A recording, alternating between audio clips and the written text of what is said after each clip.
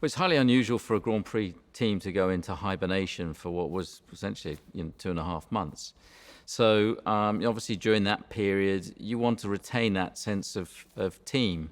And so activities, whether it be online fitness classes, whether it be Friday night quizzes, town hall meetings where the staff would have the ability to ask me questions and Q&A and passing on information and updates, keeping the drivers engaged, in with the team members as well, were all hugely important during, what was a very uncertain time. I think during, obviously, the lockdown, there was a lot of work that went on behind the scenes in, future regulations or current regulations and future regulations. And, there was a sense of camaraderie to try and find a majority of solutions with that, because it was in the interests of not just individual teams, but the whole sport. So things like delaying the introduction of the new regulations, reducing the cost cap to a responsible level. Compromises and sensible compromises were found. And that's when, when there is a crisis, the collaboration of the teams can be very effective.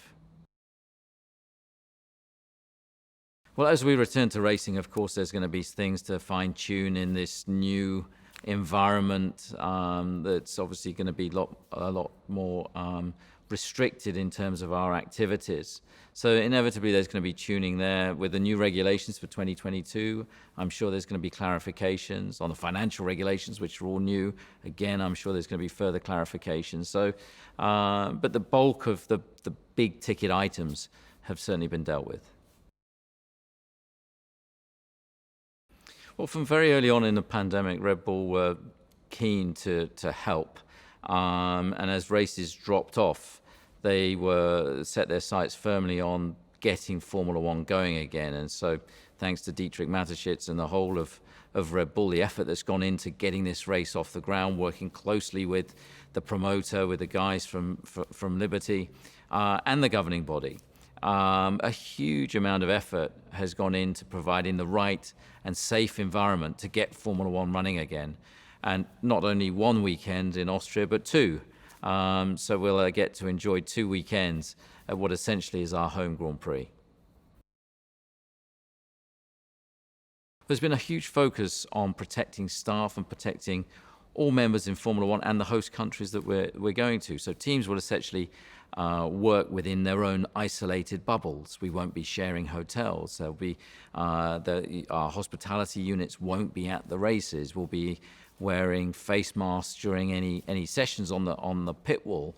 There won't be the usual pre-race build-up with the grid or maybe even podium ceremonies. So life will be quite different, but it's all focused on creating a safe environment. Testing is becoming sort of de rigueur as we are constantly, tested throughout the process of going back to racing. So it's all providing a safe and controlled environment. Well, Melbourne seems an awfully long time ago now, and to think that we're only starting our season at what would be pretty much the midway point is a little strange. But, the racer in us all, just want to get going again. It was great to see the car at Silverstone yesterday. And it reminds you of what it's all about, why we're, working so hard and what our goals are. So it's going to be exciting to get racing again. It's going to be different. But I think when those lights go out and we're focused on our cars and the competition, it's all going to be about what happens on track. It's going to be crucial to be reliable. There's going to be a lot of races that come thick and fast. It's going to be an intense period for everybody involved. And so they're going from sort of 0 to 100 miles an hour from having not raced since November last year. We're going to be in July, so over 7 months downtime for these drivers. It's going to be an exciting first few laps. And it's going to be important to maximize on our chances, our opportunities. And it's an unusual year, but maybe that's what we need to take the challenge to the all-dominant Mercedes who've won everything for the past 6 years. I think it's going to be a fantastic season. I think the drivers, yes, sure, there's going to be an element of race rustiness. I think that, but these guys are professionals. They'll get over that pretty quickly, I've got no doubt. But it's going to be intense, and it's going to be slightly different to what, we're used to, and that brings in different pressures, different dynamics. So I'm really looking forward to it, and I think, we're well positioned to hopefully, have our strongest year since 2013.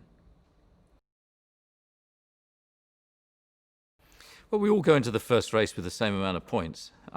So I think it's, the pressure on Max is no different to previous years. I think he recognised that, we had a good winter. We came out of pre-season testing well. Mercedes was still the form team. They're still the team to beat. But it felt like we had some real potential in our car. So that's going to be crucial as we head into the season. For sure, they start the season as the favourites. But I sincerely hope and believe, in Max and Alex, that we've got a very, very strong team. And, hopefully we can provide them with the equipment and tools to mount a challenge on Mercedes this year.